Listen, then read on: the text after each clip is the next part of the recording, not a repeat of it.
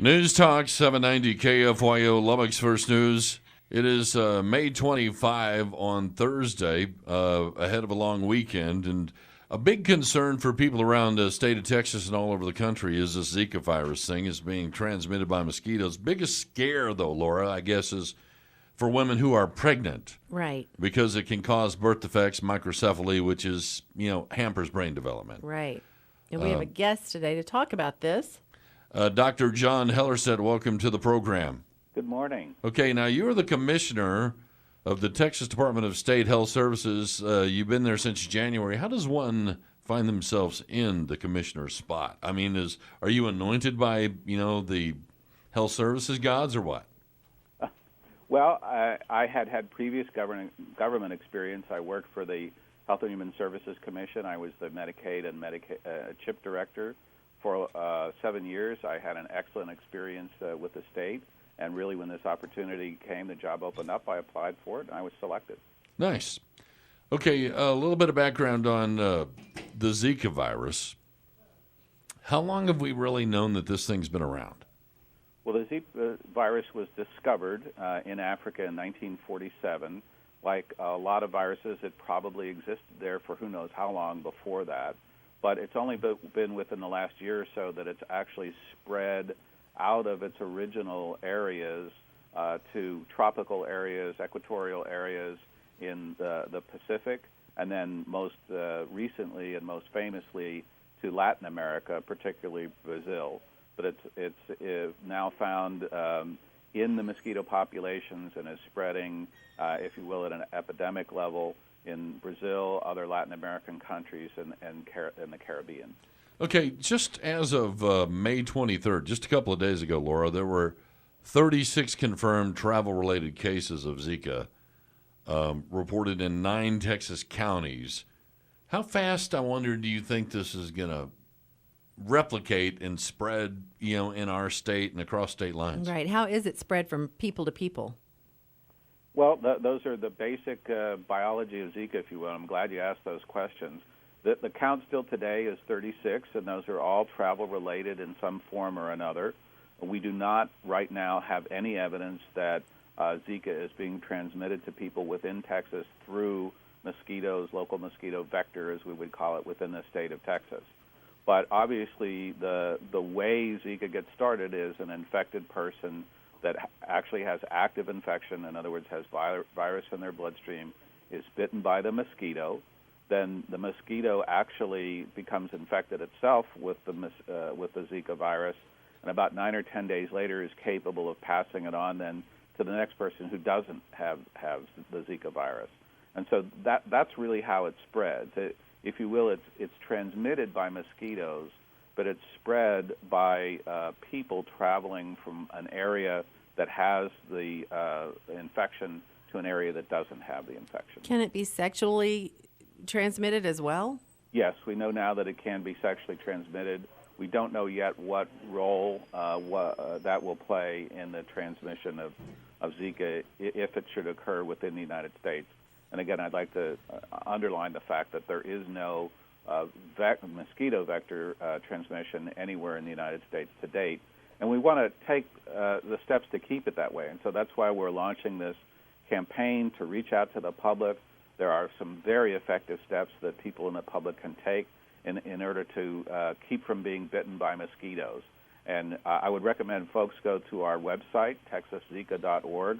It's got great information there for the general public, for healthcare providers, for pregnant women, and it really tells you how to avoid being bitten. And that starts with eliminating the breeding habitats around where you live. It also includes barriers like screens and long clothing and insect repellent. And those are very simple things, but they're very effective.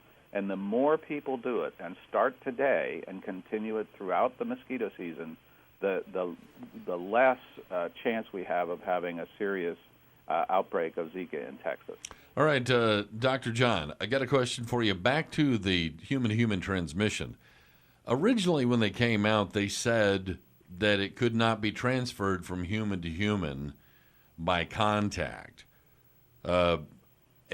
How did this come about to where you actually confirmed that I mean, how would you know that it was sexually transmitted? Well, it was done through a case investigation. The one that really, if you will, confirmed that it could be sexually transmitted was a case in Dallas County where the individuals presented to a physician, said, hey, we've got these symptoms. One of us had been traveling to an area where there was Zika, came back.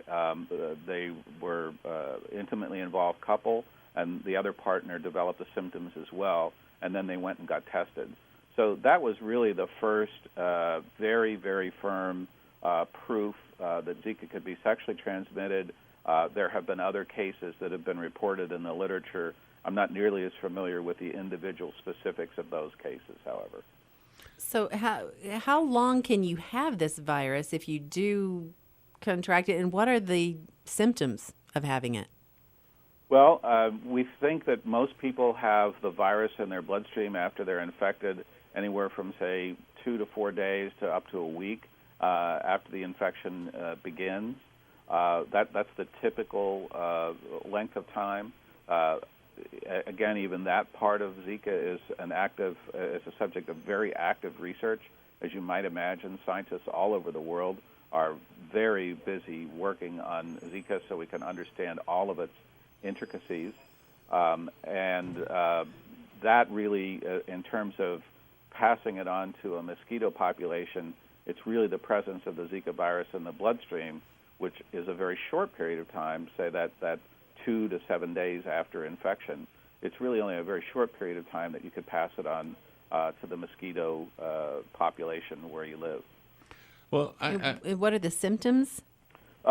First of all, we think that many people don't have symptoms, and that's one of the complexities of the disease. Mm-hmm. When they do have it, it can have fever, there's a very itchy rash, they can have joint pain, and they can get sort of a pink eye, if you will, a reddening of the membranes of the eyeball.